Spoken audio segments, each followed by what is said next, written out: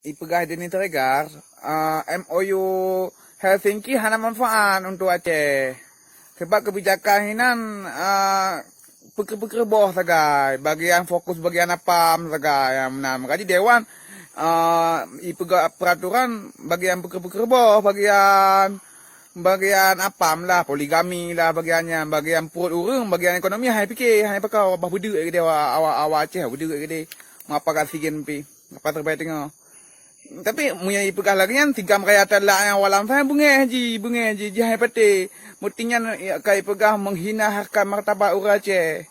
Orang Aceh yang kan bangsa primitif awak modern ni pegah.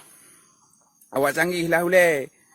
Tiga mereka lah yang YouTube awak Aceh punya pilih partai ji kana. Yang tiga mah. Saya kaya apa ji. Padahal ibu hana kat sekretariat ada penduduk je hina hana tapu abi pekot. Oh masyarakat mantan ekonomi masyarakat hana tapu syariat Islam pu syariat Islam. Penangkau hana bagi jaga pu syariat Islam. Syariat Islam ai boy. Lebo syariat Islam. Yang mana wera pegah mbak tiga kata lah ya.